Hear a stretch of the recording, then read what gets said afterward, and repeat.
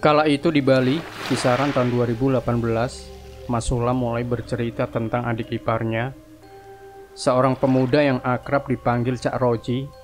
Sosok yang diceritakannya ini lahir di sebuah kota di Jawa Timur, tumbuh dalam lingkungan keluarga sederhana yang menjunjung tinggi kerja keras.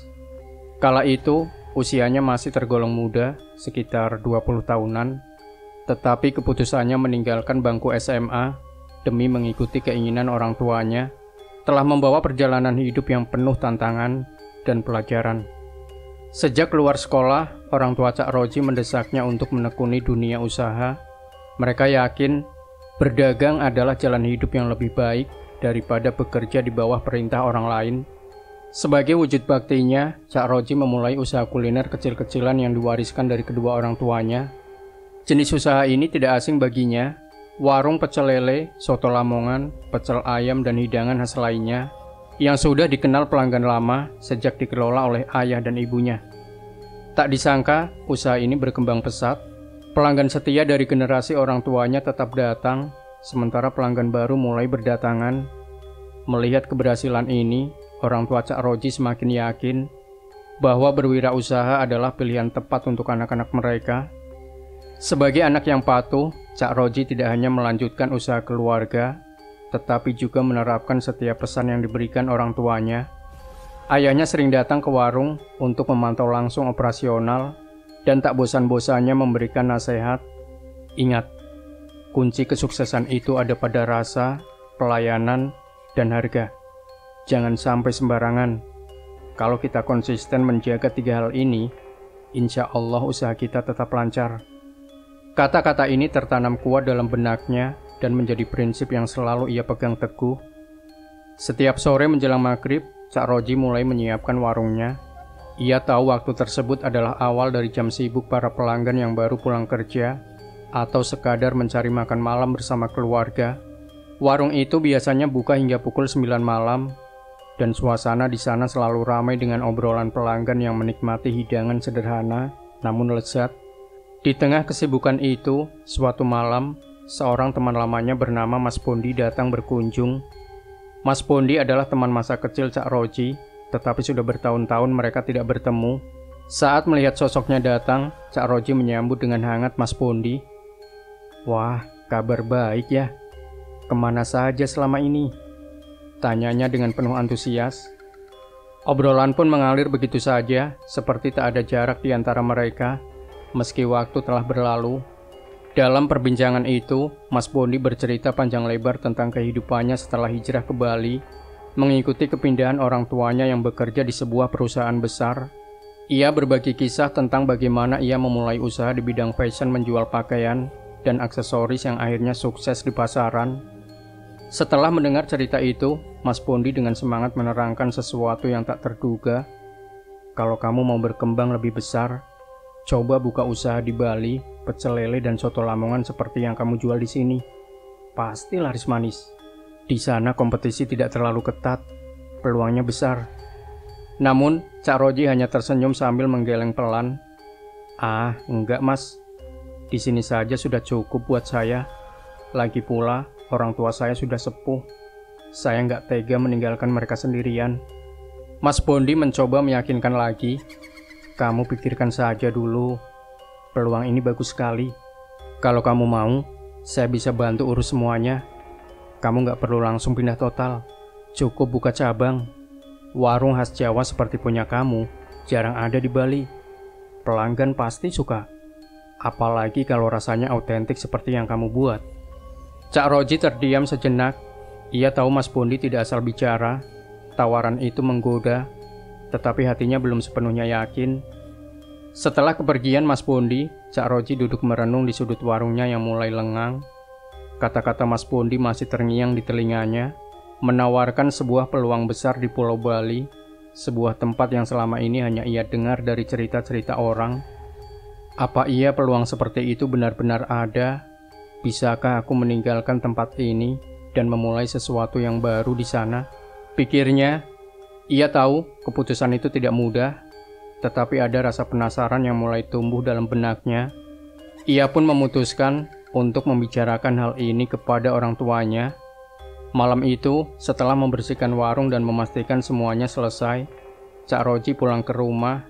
Ia duduk bersama ayahnya yang sedang menikmati secangkir kopi di teras. Dengan hati-hati, ia mulai bercerita. "Pak, tadi saya ketemu Mas Bondi.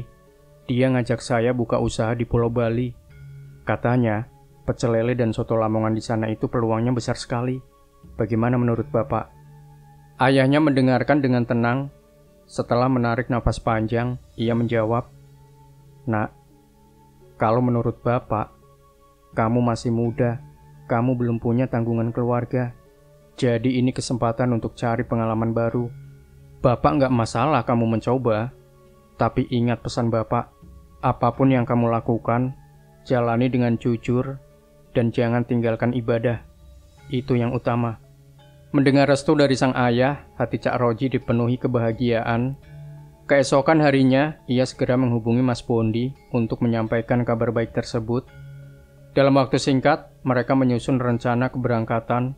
Dengan semangat baru, mereka berdua memulai perjalanan darat dari Jawa Timur menuju Bali. Menunggangi motor dengan membawa barang-barang seadanya, mereka melewati jalur panjang yang penuh pemandangan, hingga akhirnya tiba di Pelabuhan Ketapang. Setelah menyeberang dengan kapal feri menuju Gilimanuk, perjalanan dilanjutkan hingga mencapai Legian, sebuah kawasan wisata yang begitu terkenal akan keindahan dan keramaian. Sesampainya di Legian, Bali, Cak Roji tertegun melihat pemandangan yang sangat berbeda dari kampung halamannya. Jalanan dipenuhi wisatawan, baik lokal maupun mancanegara yang lalu lalang dengan penuh keceriaan. Suasana itu memberi semangat baru dalam hatinya. Ini pasti tempat yang tepat untuk mencoba. Gumamnya tersenyum penuh optimisme.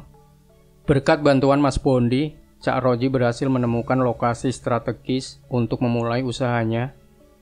Dengan modal seadanya, ia membuka sebuah warung kecil yang menjual pecel lele, soto Lamongan, dan pecel ayam, menu-menu andalan yang telah membesarkan nama keluarganya. Semua pelajaran yang ia dapat dari orang tuanya diterapkan di tempat baru ini. Harga makanan ia atur dengan hati-hati, rasa dijaga konsistensinya, dan pelayanan dilakukan dengan penuh keramahan. Prinsip-prinsip itu ia jalankan dengan sepenuh hati. Pada awalnya, hasil penjualan memang tidak terlalu besar. Dalam semalam, ia hanya menghasilkan sekitar Rp500.000, namun ia tidak patah semangat. Minggu demi minggu berlalu, dan pelanggan mulai berdatangan. Usahanya perlahan berkembang. Peningkatan itu terasa nyata, dari Rp500.000 menjadi Rp750.000, hingga mencapai Rp1,5 juta per malam. Setelah sebulan berjalan, bagi Cak Roji ini adalah bukti bahwa ketekunan selalu membuahkan hasil. Salah satu pelanggan setia yang sering mampir adalah Mas Sulam, seorang pria ramah yang tinggal di kawasan tersebut. Suatu hari, Mas Sulam datang bersama seorang perempuan muda yang cantik. Cak Roji yang sibuk melayani pelanggan tidak bisa mengalihkan pandangannya dari perempuan itu. Dengan rasa penasaran yang tidak bisa ia tahan, ia menghampiri Mas Sulam sambil tersenyum penuh percaya diri. "Mas, itu siapa ya? Perempuan cantik itu?" Tanyanya. Mas Sulam tersenyum, memahami maksud pertanyaan itu. "Oh, ini adik saya, namanya Ira," jawabnya santai mendengar jawaban itu. Senyum Cak Roji melebar. Ada rasa penasaran sekaligus ketertarikan yang mulai tumbuh di hatinya. Perempuan bernama Mbak Ira itu, dengan wajah bersih dan penampilan sederhana, membuat hati Cak Roji berdebar. Sejak pertemuan pertama, Cak Roji tidak bisa menyembunyikan rasa tertariknya pada Mbak Ira, adik dari Mas Sulam. Wajah Mbak Ira yang cantik dan pembawaannya yang ramah, seolah meninggalkan kesan mendalam dalam hati Cak Roji. Perasaan itu tumbuh semakin besar setiap kali Mbak Ira datang ke warungnya, entah sekedar makan bersama kakaknya, atau membantu menghidangkan pesanan pelanggan. Perlahan, hubungan mereka pun semakin dekat. Dengan keberanian yang terkumpul, Cak Roji memberanikan diri meminta nomor telepon Mbak Ira. Percakapan mereka pun berlanjut melalui pesan singkat yang sering diwarnai candaan, perhatian, dan perlahan rasa cinta mulai tumbuh di antara keduanya. Kehadiran Mbak Ira yang semakin sering di warung membantu Cak Roji dalam banyak hal, mulai dari melayani pelanggan hingga menyiapkan bahan masakan, membuat hubungan mereka semakin erat. Namun, kebersamaan itu juga memicu kekhawatiran dari Mas Sulam. Ia khawatir hubungan ini bisa menimbulkan fitnah jika dibiarkan terlalu lama tanpa kepastian. Demi menjaga nama baik keluarga, Mas Sulam pun memutuskan untuk mempertemukan keluarga mereka. Dalam suasana hangat dan penuh kesepahaman, keluarga Cak Roji dan Mbak Ira menyepakati bahwa hubungan keduanya memang sudah saatnya diresmikan. Singkat cerita, pernikahan mereka pun dilangsungkan dengan sederhana namun penuh kebahagiaan. Mbak Ira kini resmi menjadi istri Cak Roji, dan bersama-sama mereka mengelola usaha pecel lele, soto Lamongan, dan menu andalan lainnya. Kehadiran Mbak Ira membawa semangat baru bagi Cak Roji. Kehidupan mereka yang harmonis memberikan dorongan untuk terus bekerja keras, dan itu terlihat dari perkembangan usahanya yang semakin pesat. Omset yang awalnya hanya berkisar 500.000 semalam, perlahan meningkat menjadi 1,5 juta. Hingga setelah pernikahan mereka, angka itu melonjak drastis menjadi 5 juta rupiah setiap malam. Pelanggan terus berdatangan, terpikat oleh cita rasa masakan mereka yang autentik, serta pelayanan yang penuh kehangatan. Dalam waktu singkat, usaha kecil mereka menjelma menjadi bisnis kuliner yang terkenal di Legian. Kebahagiaan keluarga Cak Roji semakin lengkap ketika Mbak Ira mengandung anak pertama mereka. Proses kehamilan dilalui dengan penuh cinta dan dukungan dari sang suami, hingga akhirnya Mbak Ira melahirkan seorang bayi laki-laki yang tampan, yang mereka beri nama Ian. Kehadiran Ian membawa kebahagiaan baru dalam keluarga kecil itu. Waktu berlalu tanpa terasa, dan Ian pun tumbuh menjadi bocah yang ceria dan cerdas. Pada usia 5 tahun, Ian sudah menjadi kebanggaan kedua orang tuanya. Kesuksesan Cak Roji juga tercermin dari peningkatan taraf hidup mereka. Dari yang awalnya hanya memiliki sebuah motor untuk operasional sehari-hari, kini mereka mampu membeli mobil untuk menunjang aktivitas keluarga dan bisnis. Rumah kontrakan sederhana yang dulu mereka tinggali pun kini tergantikan dengan rumah milik sendiri di Pulau Bali. Kehidupan mereka seolah menjadi gambaran nyata dari doa yang terkabul, dari kerja keras yang terbayar. Namun, kebahagiaan itu mulai terusik. Suatu malam, seperti biasa, Mbak Ira membantu suaminya di warung hingga larut malam. Sepulangnya ke rumah sekitar pukul 12, Mbak Ira mengeluh kepada Cak Roji. "Mas, kepala saya kok sakit banget ya? Pusing sekali rasanya," katanya dengan nada lemah. Cak Roji memandangi istrinya dengan cemas. "Sekarang mama istirahat saja, besok nggak usah ke warung. Biar bapak sama anak buah saja yang urus. Kamu istirahat di rumah," jawabnya lembut, mencoba menenangkan Mbak Ira. Namun, rasa sakit itu tidak mereda. Mbak Ira meminta Cak Roji untuk membelikannya obat dari warung tetangga yang kebetulan masih buka. Dengan cepat Cak Roji membeli obat untuk istrinya, berharap rasa sakit itu segera hilang. Sayangnya setelah minum obat, kondisi Mbak Ira justru semakin memburuk. Malam itu Mbak Ira tidak bisa tidur. Ia terus mengeluh kesakitan, membuat Cak Roji terpaksa ikut berjaga semalaman di sampingnya. Keesokan harinya, melihat kondisi Mbak Ira yang tak kunjung membaik, Cak Roji memutuskan untuk membawanya ke dokter terdekat. Dengan hati penuh kecemasan, ia mendampingi istrinya yang tampak lemah. Setelah menjalani pemeriksaan dan diagnosis, dokter menyampaikan bahwa Mbak Ira mengalami anemia, tekanan darah rendah, dan juga alergi kulit yang menyebabkan gatal-gatal. Dengan penjelasan yang cukup mendetail, dokter memberikan resep obat dan menyarankan agar Mbak Ira banyak beristirahat. Untuk sementara obat yang diberikan berhasil meredakan gejala sakit kepala dan gatal-gatal yang dideritanya. Namun, itu hanya bertahan sementara. 1 minggu berlalu, Mbak Ira kembali mengeluhkan rasa sakit yang lebih parah dari sebelumnya. Sakit kepalanya tidak lagi sekadar pusing biasa. Rasa nyeri itu kini seperti ditusuk-tusuk jarum hingga membuatnya sulit untuk sekadar duduk tegak. Kondisi kulitnya juga semakin memburuk. Bintik-bintik merah yang awalnya hanya membuatnya merasa gatal, kini berubah menjadi luka yang mengelupas, seolah-olah terbakar. Cak Roji semakin khawatir melihat kondisi istrinya yang terus memburuk. Sementara solusi dari dokter tampaknya tidak membawa perubahan berarti. Di tengah kondisi yang semakin membingungkan ini, Ian, anak mereka yang berusia 5 tahun, mulai menunjukkan tingkah laku aneh.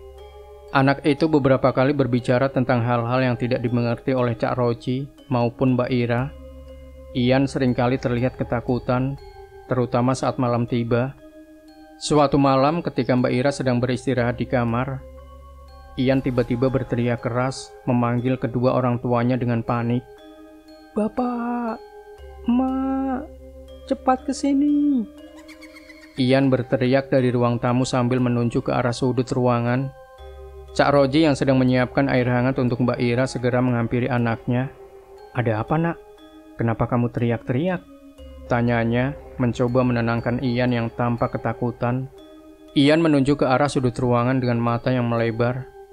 "Itu, Pak, Dedek takut sekali." Suaranya gemetar. "Takut kenapa, Nak? Ada apa di sana?" tanya Cak Roji, mencoba mengikuti arah pandangan anaknya. Ian dengan suara yang masih bergetar berkata, "Ada makhluk, Pak. Besar sekali, tinggi. Dia berapi seluruh tubuhnya, Pak. Dedek takut." Cak Roji menoleh ke sudut ruangan, tetapi tidak melihat apa-apa. Ia mengusap kepala Ian dengan lembut, mencoba menenangkan anaknya. "Sudahlah, Nak. Itu cuma pikiran kamu saja. Jangan aneh-aneh ya," ucapnya sambil tersenyum tipis. Meski dalam hati, ia merasa gelisah. Namun, bagi Ian, penglihatan itu sangat nyata. Sosok hitam besar dengan tubuh yang menyala seperti api itu tidak hanya membuatnya ketakutan, tetapi juga memberikan dampak lain. Malam itu, Ian tiba-tiba jatuh sakit. Tubuhnya panas dengan suhu demam yang tinggi, membuat Cak Roji semakin bingung. Kini di rumahnya bukan hanya Mbak Ira yang sakit, tetapi juga Ian yang masih kecil. Beban ini membuat Cak Roji merasa kewalahan. Usahanya di warung pun menjadi kacau, karena ia harus membagi waktu antara merawat Mbak Ira dan Ian. Sementara dua pegawainya mencoba mengambil alih sebagian besar tugas di warung. Malam-malam berikutnya, Mbak Ira seringkali berteriak kesakitan. Sakit sekali." Suaranya menggema di tengah malam yang sepi, membuat Cak Roji merasa semakin putus asa. Sudah berapa dokter mereka datangi, tetapi tidak ada yang mampu memberikan jawaban yang memuaskan, apalagi menyembuhkan penyakit yang dialami Mbak Ira. Kondisinya semakin parah dan tidak ada tanda-tanda perbaikan. Dalam kebingungan yang mendalam, Cak Roji akhirnya memutuskan untuk mencari bantuan dari tetangganya. Seorang Jero Pandit bernama Mas Dewo yang tinggal sekitar 4 atau 5 rumah dari tempatnya. Dengan harapan besar, ia mendatangi rumah Mas Dewo untuk menceritakan semua yang telah terjadi. Setelah mendengarkan cerita panjang lebar dari Cak Roji, Mas Dewo menghela nafas panjang. Ekspresinya serius saat ia berkata, "Ini bukan penyakit biasa. Ada sesuatu di tubuh istrimu yang tidak beres. Sesuatu yang bersifat non-fisik, sesuatu yang tidak bisa dilihat dengan mata biasa." Mendengar kata-kata itu, jantung Cak Roji berdegup kencang. Ia mencoba mencerna maksud dari perkataan Mas Dewo, meski di dalam hatinya ada perasaan takut yang mulai menyeruak. "Maksudnya apa ya? Apa yang terjadi dengan istri saya?" tanyanya dengan nada cemas. Mas Dewo memandangnya dengan tatapan penuh pengertian. "Ini bukan sekadar masalah kesehatan. Istri kamu sepertinya diganggu oleh sesuatu yang tidak kasat mata. Kita perlu melakukan sesuatu untuk membantu dia." Perkataan itu membuat Cak Roji semakin bingung, sekaligus takut. Ia tidak pernah membayangkan bahwa penyakit yang diderita Mbak Ira mungkin berhubungan dengan hal-hal gaib. Mas Dewo dengan raut wajah serius memberikan sebotol air putih kepada Cak Roji. Air itu telah dirapalkan doa-doa dan mantra-mantra yang menurut Mas Dewo bisa membantu mengusir energi negatif yang mengganggu Mbak Ira. Dengan penuh harapan, Cak Roji membawa air tersebut pulang dan memberikannya kepada istrinya. Setelah meminum air itu, Mbak Ira tampak sedikit lebih tenang, namun efeknya hanya sementara. Tidak lama kemudian, penyakitnya kembali kambuh dengan gejala yang lebih parah. Mbak Ira kembali berteriak kesakitan di tengah malam, tubuhnya lemas, dan kulitnya yang mengelupas tampak semakin buruk. Ian, yang sejak awal menunjukkan tanda-tanda kepekaan terhadap hal-hal gaib, juga semakin sering terbangun di malam hari dengan teriakan ketakutan. Ia mengaku melihat hal-hal yang tidak bisa dilihat oleh orang lain. Salah satu kejadian yang paling membuatnya panik adalah saat ia melihat sebuah bola api muncul entah dari mana, melayang masuk ke kamar kedua orang tuanya. Bola api itu berputar-putar seolah mencari sesuatu, berpindah ke ruang tamu, sebelum akhirnya lenyap begitu saja. Ian dengan mata lebar penuh ketakutan menceritakan semuanya kepada ayahnya. Namun, Cak Roji, meski hatinya mulai diliputi rasa takut, tetap sulit mempercayai apa yang dikatakan anaknya. "Nak, kamu jangan banyak berhayal. Mungkin itu cuma mimpi," katanya, meskipun dalam hati ia mulai merasa ada sesuatu yang tidak wajar terjadi di rumahnya. Kondisi istrinya yang memburuk dan tingkah laku Ian yang semakin aneh membuatnya merasa terpojok. Rasa bingung dan lelah bercampur menjadi satu. Dalam keputusasaan, Cak Roji memutuskan untuk menghubungi kedua orang tuanya di Jawa Timur. Ia menceritakan semua yang terjadi, berharap mendapatkan solusi dari mereka. Mendengar cerita itu, ayahnya dengan suara bergetar menyarankan, "Bawa istri dan anak kamu pulang ke kampung halaman. Di sini, mungkin kita bisa menemukan orang yang bisa membantu. Jangan tunggu sampai terlambat." Beberapa hari kemudian, dengan hati berat, Cak Roji membawa Mbak Ira dan Ian ke kampung halamannya. Perjalanan itu penuh dengan kecemasan, terutama melihat Mbak Ira yang semakin lemah, dan Ian yang terus mengigau dalam tidurnya. Setibanya di rumah orang tuanya, keluarga segera menyambut mereka dengan penuh kekhawatiran. Melihat kondisi Mbak Ira, kedua orang tua Cak Roji sepakat untuk memanggil seorang paman mereka, Cak Holil. Cak Holil dikenal sebagai sosok yang memiliki kemampuan memahami hal-hal gaib. Meskipun ia tidak membuka praktik sebagai orang pintar, keahlian spiritualnya sering dimanfaatkan untuk membantu orang-orang yang membutuhkan. Saat melihat Mbak Ira, wajah Cak Holil langsung berubah serius. Ia memejamkan mata, membaca doa dalam hati, dan menyentuh pergelangan tangan Mbak Ira dengan hati-hati. "Masya Allah," gumam Cak Holil sambil menggeleng pelan. "Untung kamu membawa istrimu ke sini, Roji. Kalau tidak, nyawa istri kamu sudah hampir melayang. Penyakit ini bukan penyakit biasa." Mendengar itu, dada Cak Roji bergemuruh. Ia merasa marah dan takut sekaligus. "Apa maksud paman? Siapa yang telah menyakiti keluarga saya seperti ini?"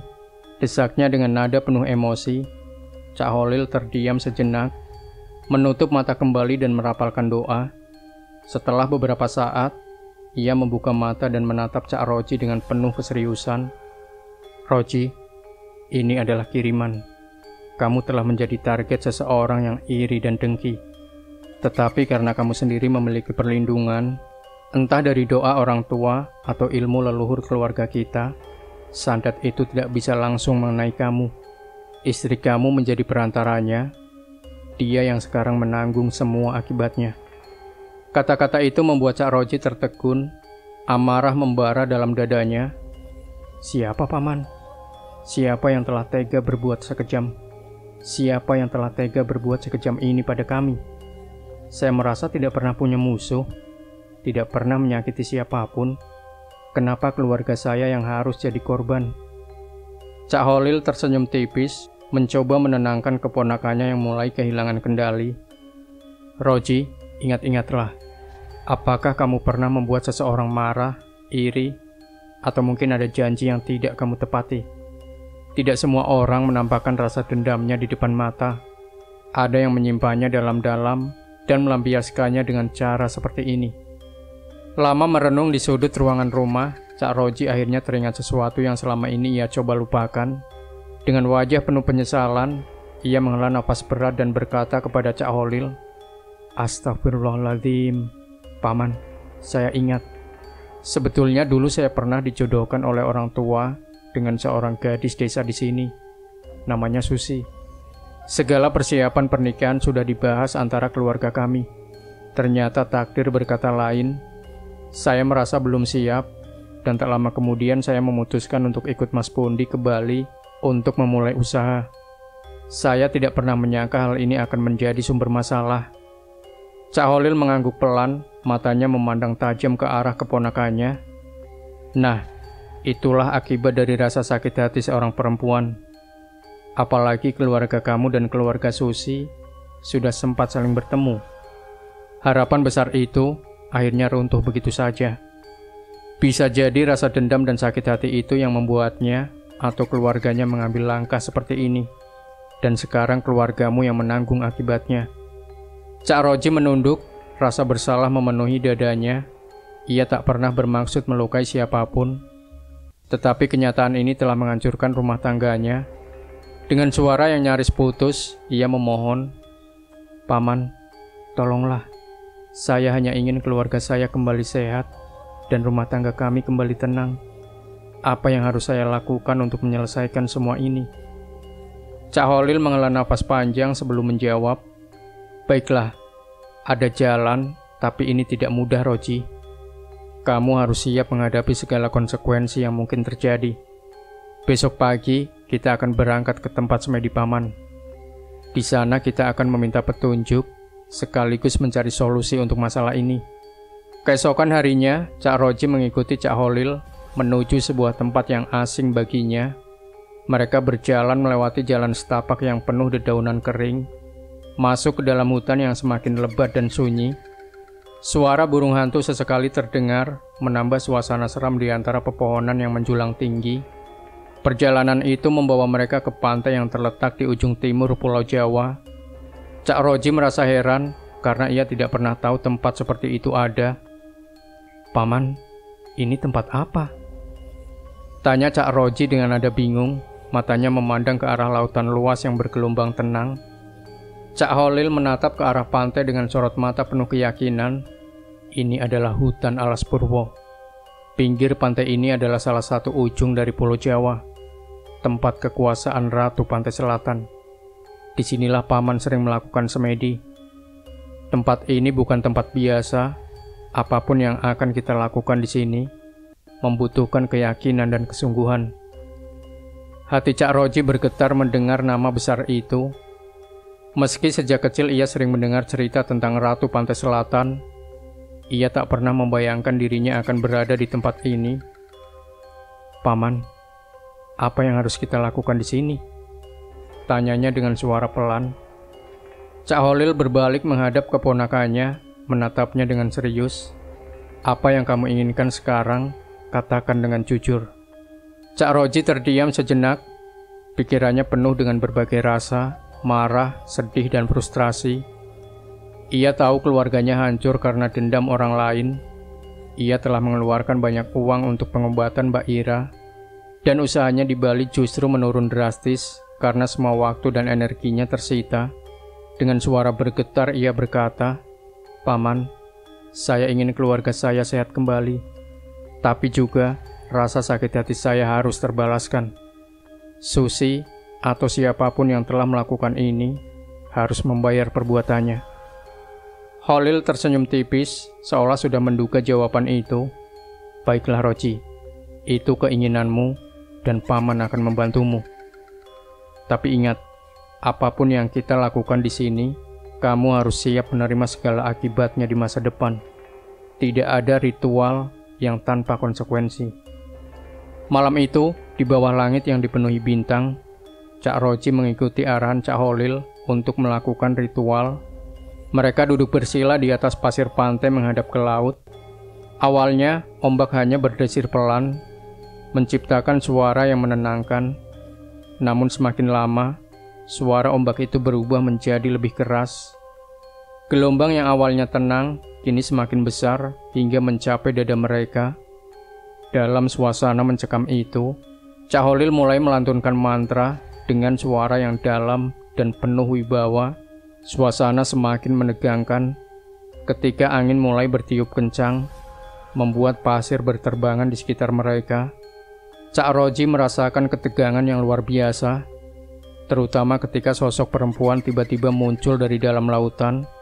Sosok itu luar biasa cantik, dengan rambut panjang yang terurai hingga menyentuh pasir. Gaunnya berwarna hijau, dan di kepalanya terdapat mahkota emas yang berkilauan. Ia berdiri dengan anggun di tengah gulungan ombak, tetapi kehadirannya membawa aura yang sangat menekan. Sosok ini adalah Ratu Pantai Selatan. Cak Holil menunduk dalam-dalam, menunjukkan rasa hormatnya. Sementara Cak Roji hanya bisa terpaku dengan tubuh bergetar. "Yang mulia, kami datang memohon pertolongan," ucap Holil dengan nada rendah namun jelas. Ratu Pantai Selatan memandang mereka dengan mata tajam yang seolah menembus jiwa. "Apa yang kalian inginkan?" Suaranya lembut tetapi penuh wibawa. Kehadirannya membuat malam itu terasa seperti mimpi yang tak nyata. Dalam keheningan malam di pesisir pantai selatan, ratu yang megah dan anggun itu menatap Cak Roji dengan sorot mata yang tajam, yang menyimpan kekuatan luar biasa. Setelah mendengar penjelasan dari Cak Holil tentang keinginan keponakannya, Ratu Pantai Selatan mengangkat tangannya yang dihiasi gelang emas berkilauan, lalu mengeluarkan sebuah benda kecil dari balik gaunnya. Sebuah tusuk konde emas yang memancarkan sinar lembut ditunjukkan kepada Cak Roji. "Ibu berikan tusuk konde emas ini kepadamu," ujar sang ratu dengan suara lembut namun penuh kewibawaan. "Benda ini akan menjadi penglaris usahamu, menarik keberuntungan dan kekayaan.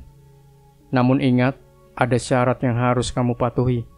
Setiap 2 tahun sekali, kamu wajib kembali ke pantai ini untuk melakukan penyepuhan. Kamu juga harus menjaga tusuk konde ini dengan baik. Berikan kemenyan dan dupa setiap malam Jumat Kliwon. Jika lalai, kamu akan menanggung akibatnya." Cak Roji yang terpesona oleh sosok sang ratu mengangguk tanpa ragu. "Baik yang mulia, saya akan menjaga dan menjalankan semua perintah," jawabnya. Sementara itu Cak Holil hanya diam, mengawasi situasi dengan tatapan penuh keyakinan bahwa ritual ini akan membawa perubahan besar dalam hidup keponakannya. Setelah kesepakatan tercapai, mereka kembali ke rumah orang tua Cak Roji.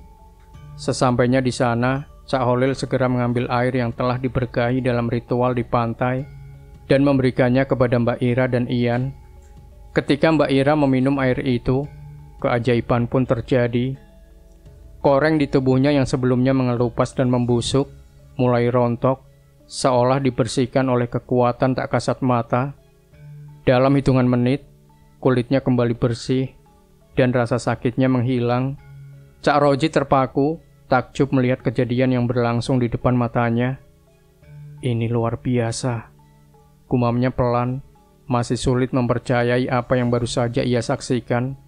Rasa kagumnya terhadap Cak Holil semakin mendalam. Setelah 1 minggu tinggal di kampung halaman untuk memastikan kondisi Mbak Ira dan Ian benar-benar pulih, Cak Roji dan keluarganya kembali ke Bali. Di sana, kehidupannya kembali seperti semula, bahkan mulai menunjukkan tanda-tanda perbaikan. Namun, 1 bulan kemudian, kabar mengejutkan datang dari pamannya. Mantan tunangan Cak Roji, Susi, yang tinggal di kampung halaman mereka jatuh sakit. Penyakitnya aneh, mirip dengan apa yang dialami oleh Mbak Ira sebelumnya. Tubuhnya penuh koreng, kepalanya pusing luar biasa. Hingga akhirnya, 1 minggu kemudian, Susi meninggal dunia. Mendengar kabar itu, hati Cak Roji diliputi perasaan campur aduk. Ia tahu betul bahwa kematian Susi bukanlah kebetulan. Semua ini adalah hasil dari perjanjiannya dengan Ratu Pantai Selatan dan ritual yang dipimpin oleh Cak Holil. Meski ada rasa bersalah yang menghantui, ia juga merasa lega karena dendamnya telah terbalaskan. Seiring waktu, kehidupan Cak Roji berubah drastis. Usahanya berkembang pesat, dan warungnya kini menjadi salah satu tempat makan paling populer di Legian. Turis asing dan lokal berdatangan tanpa henti memenuhi meja-meja warungnya. Dalam 1 tahun, pendapatannya melonjak drastis hingga mencapai 3,4 miliar rupiah. Kekayaannya bertambah dan kehidupannya terlihat sempurna di mata banyak orang. Namun, di balik kesuksesan itu, ada bayangan gelap yang terus menghantui. Syarat yang ditetapkan oleh Ratu Pantai Selatan menjadi beban dalam benaknya. Ia sadar, apa yang ia miliki sekarang adalah hasil dari sebuah perjanjian yang harus terus ia patuhi. Setiap malam Jumat Kliwon, ia dengan hati-hati menyalakan dupa dan kemenyan untuk tusuk konde emas itu, berharap tidak ada konsekuensi buruk yang menimpanya. Namun, malapetaka tak bisa dihindari. Suatu malam saat sedang menggoreng lele di dapur warungnya yang besar, Cak Roji merasakan sesuatu yang aneh. Kepalanya tiba-tiba terasa berat, pusing seperti ditusuk-tusuk jarum. Ia kehilangan keseimbangan. Tangannya tak sengaja menyenggol wajan besar yang berisi minyak mendidih. Minyak panas itu tumpah menyiram tubuhnya tanpa ampun. "Panas! Panas!" teriak Cak Roji dengan suara penuh kepedihan. Tubuhnya terasa seperti terbakar. Pegawai-pegawainya bergegas menolong, tetapi luka yang dialami Cak Roji sudah terlalu parah. Minyak panas yang menyiram tubuh Cak Roji seketika membuat kulitnya mengelupas, melepuh, dan menimbulkan bau gosong yang menusuk. Ia menjerit kesakitan. Suaranya menggema di seluruh warung. Para pegawai dan Mbak Ira yang saat itu sedang membantu di kasir berlari panik ke arah dapur. Melihat tubuh Cak Roji yang terluka parah, mereka segera mengambil kain bersih untuk menutupi luka-lukanya sambil mencari cara untuk menghentikan penderitaannya. "Cepat, bawa ke rumah sakit!"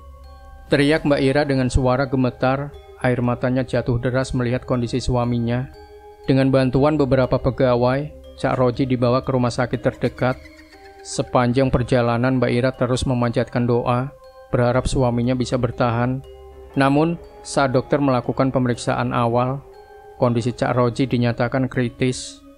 Luka bakar menutupi sekitar 85% tubuhnya, termasuk area yang vital seperti tenggorokan, yang menghambat saluran pernapasannya. Selama 1 minggu dirawat intensif, tubuh Cak Roji terus melemah. Luka di tenggorokannya menjadi penyebab utama yang sulit diatasi, membuatnya kesulitan bernafas meski telah diberi bantuan alat medis.